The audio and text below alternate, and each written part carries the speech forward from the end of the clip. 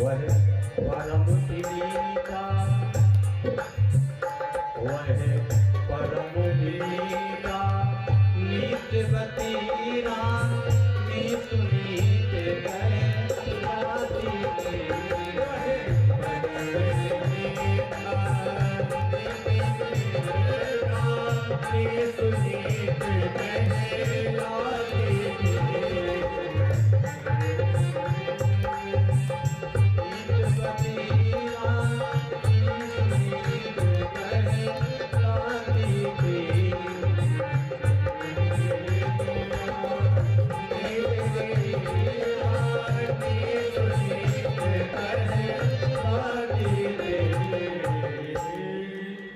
वह रानी जिसका नाम था सुनीति।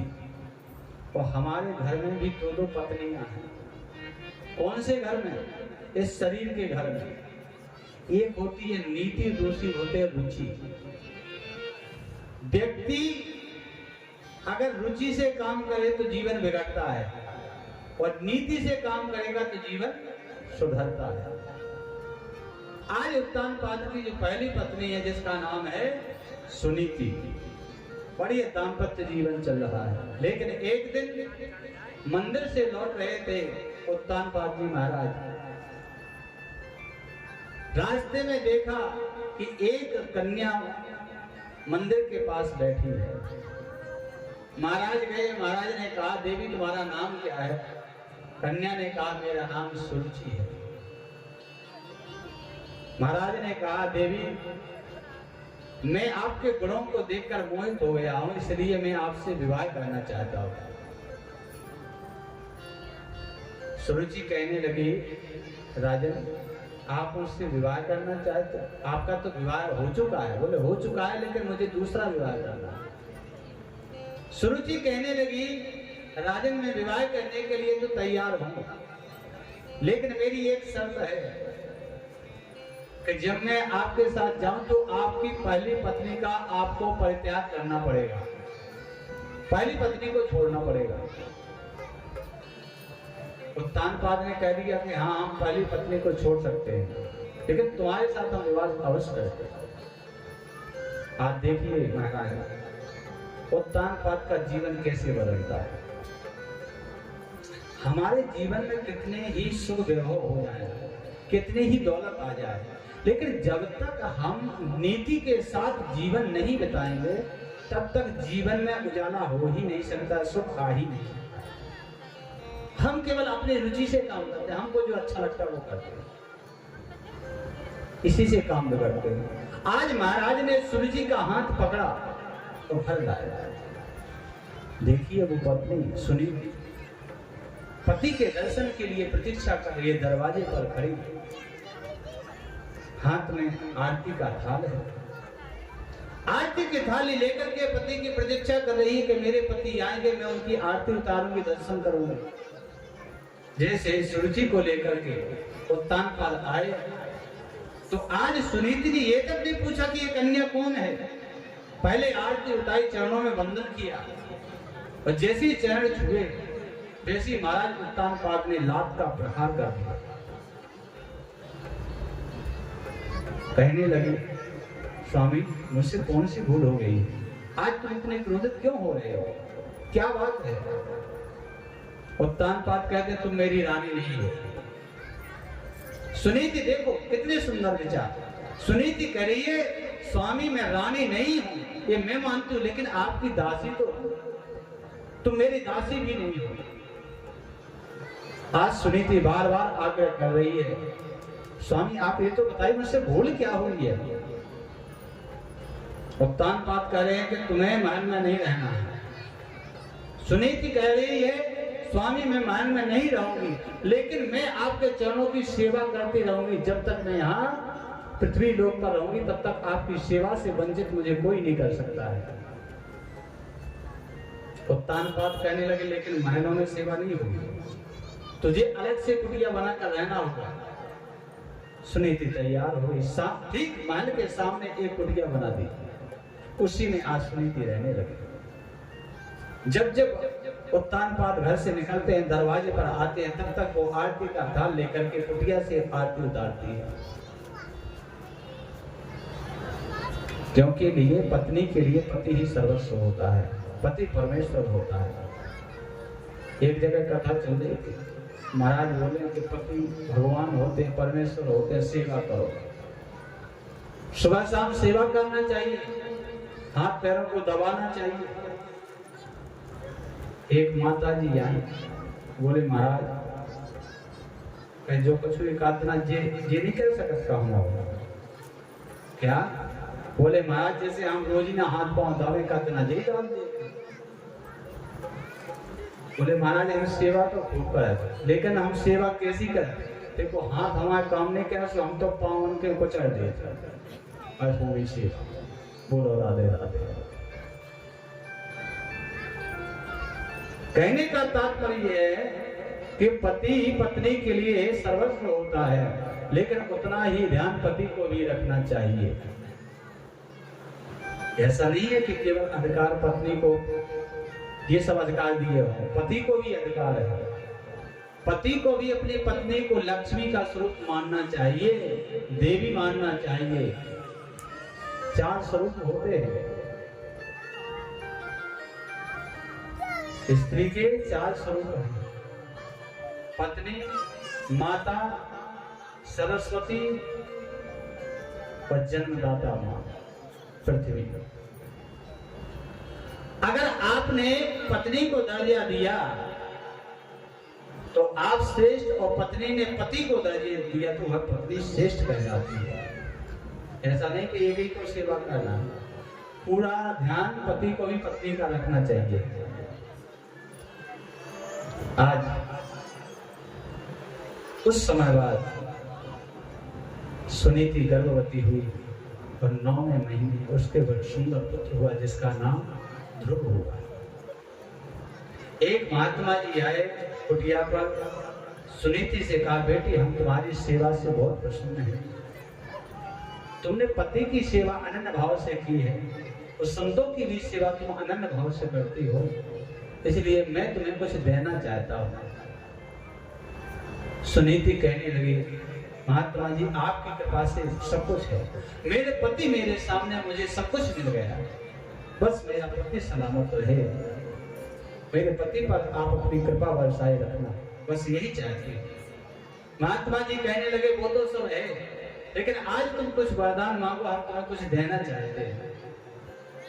आंखें बंद की सुनीति ने, याद आ गया कि मेरे तो पुत्र हो गया है, लेकिन मेरी जो छोटी बहन है सुरुचि, उसके अभी तक कोई पुत्र नहीं है।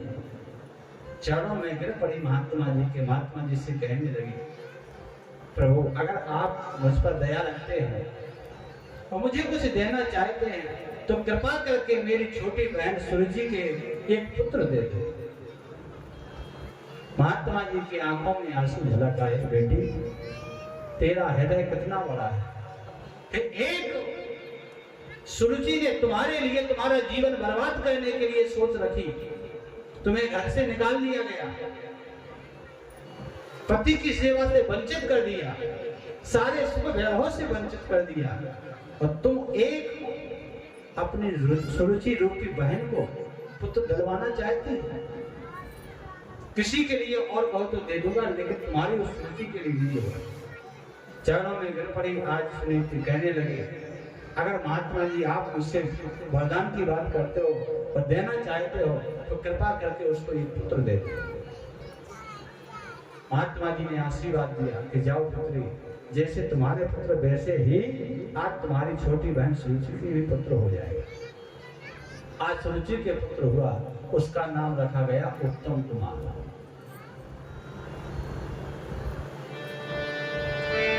एकदा सुरुचे पुत्रम अंकमारो पिलारे उत्तमं नाररोक्षन्तम् ध्रुवं राजा विनम्रता। एक बार महाराज उत्तानपाद अपने बेटे उत्तम कुमार को गोदी में बिठा करके लाड़ दुलार कर रहे थे। जैसे ही ध्रुव ने देखा, ध्रुव कुटिया से चला हुआ आया और पिताजी की गोदी में बैठना चाहा, और जैसे ही बैठने वाला था कि सुरुचि ने उसका हाथ पकड़ लिया। वो कहा तुम पिता की गोद में नहीं बैठ पाओगे। हाथ जोड़ करके ध्रुव कहने लगा, 5 वर्ष का बालक, माँ मैंने कौन सा अपराध किया जो मैं अपनी माँ के पिता की गोद में नहीं बैठ सकता?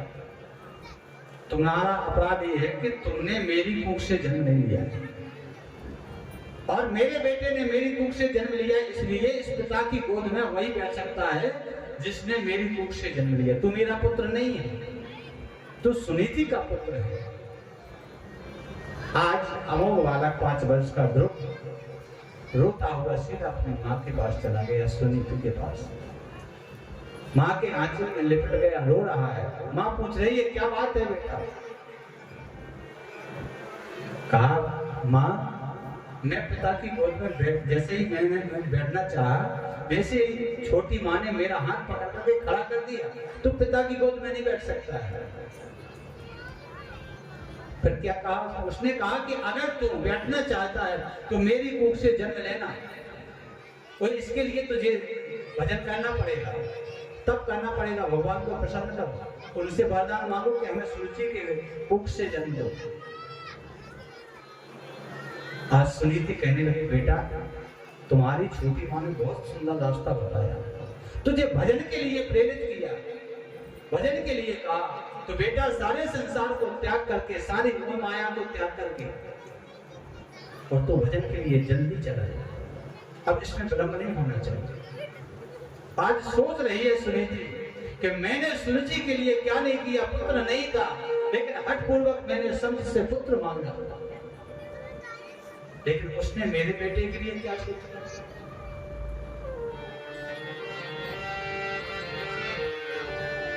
है मौत बुरी। अरे मौत एक बार आती है तो व्यक्ति मर जाता है मौत बुरी लेकिन अच्छी,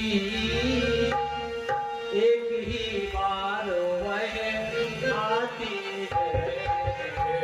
मौत बुरी लेकिन अच्छी, एक बार ही आती है।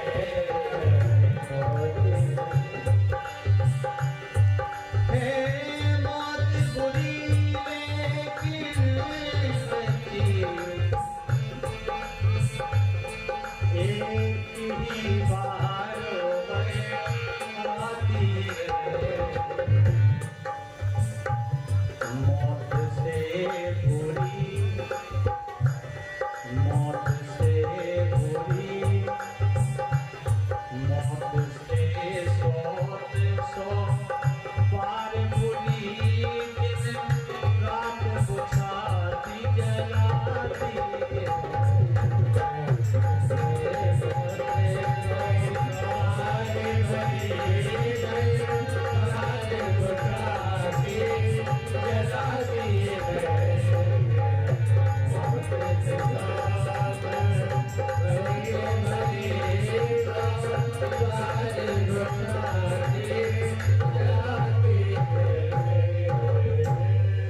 सुनीति कह रही है कि मौत एक बार आती है और एक बार में व्यक्ति मर जाता है, लेकिन जो सौत होती है वो जीवन भर मारती है। एक बार नहीं मारता, कई बार व्यक्ति मारता है।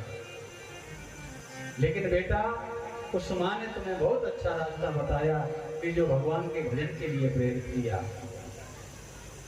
अब तुम देरी मत करो। क्यों?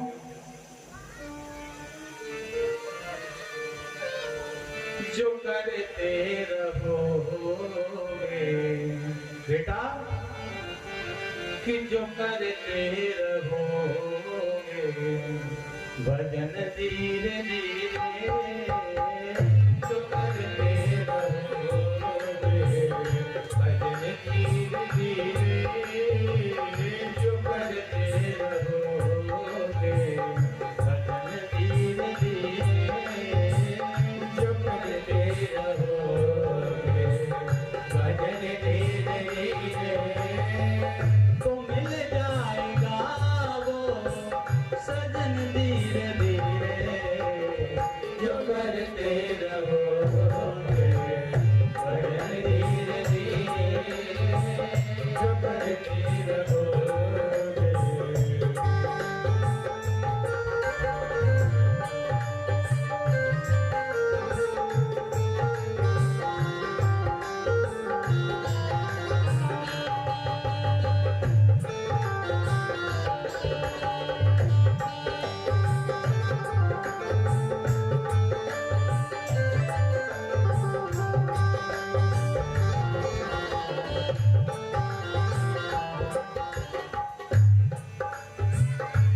अगर उनसे मिलने की दिल में तमन्ना, अगर उनसे मिलने की दिल में तमन्ना, अगर उनसे मिलने की दिल में तमन्ना, अगर उनसे मिलने की दिल में तमन्ना,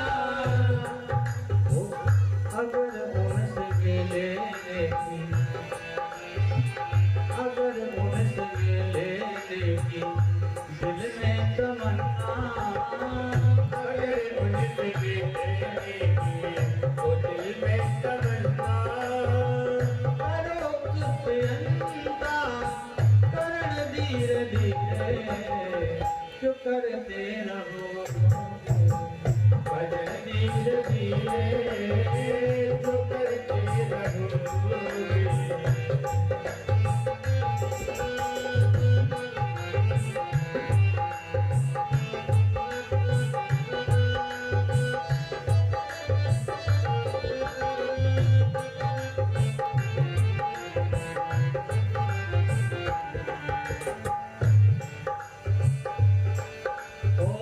कोई काम दुनिया में, ओ कोई काम दुनिया में मुश्किल नहीं है, कोई काम दुनिया में मुश्किल नहीं है, कोई काम दुनिया में मुश्किल नहीं है, कोई काम दुनिया में मुश्किल नहीं है, जो करते रहोगे ये तन धीरे धीरे, जो करते रहोगे भजन धीरे धीरे, जो करते रहोगे भजन धीरे धीरे, जो करते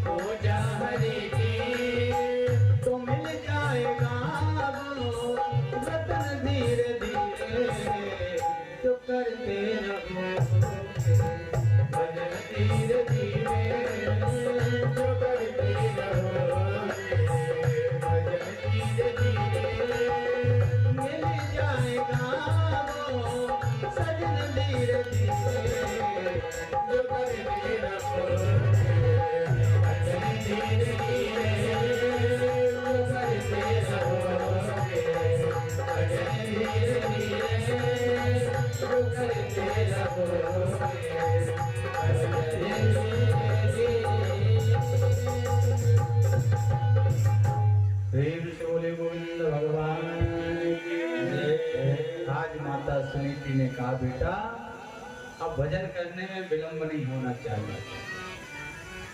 लोग कहते हैं महाराज भजन बुढ़ापे में करेंगे। क्या बात सही है? बुढ़ापे में होगा भजन? हाथ काम नहीं करेंगे, पैर काम नहीं करेंगे, जिह्वा काम नहीं करेगी, आंख से दिखाई नहीं देगा, कानों से सुनाई नहीं देगा, फिर क्या भजन करोगे? भजन करने की उम्र है युवा अवस्था। जवानी में भजन करो। जवानी का किया हुआ भजन बुढ़ापे में काम आता है। पूजा कितने लोग करते हो सुबह से? वो नहीं कर सो के उठने 10 बजे पूजा कहाँ से होगी? कितने लोग पूजा करते? जरा हाथ उठाओ। पूजा में फूल तो चढ़ाते हो कि बिना फूल की कर देते हो? कौन सा फूल चढ़ाते हो? कुमलाया हुआ चढ़ाते हो कि बिना उगा हुआ चढ़ाते हो कि खिला हुआ चढ़ाते हो? देखो फूल की 3 अवस्थाएं होती हैं, एक बाल्यावस्था, एक युवावस्था, एक बुढ़ापे की अवस्था, वृद्धावस्था। 3 अवस्थाएं होती हैं। किस अवस्था का फूल चढ़ाते हो? युवा अवस्था का खिला हुआ फूल। कुमलाया हुआ क्यों नहीं चढ़ाते? इसी प्रकार से भगवान का भजन करने के लिए हमारी उम्र निर्धारित है कि जवानी में युवा अवस्था में भजन करना चाहिए। इसका प्रमाण है श्री ध्रुव जी महाराज। इन्होंने तो बाल्यावस्था में ही भक्ति शुरू कर दी।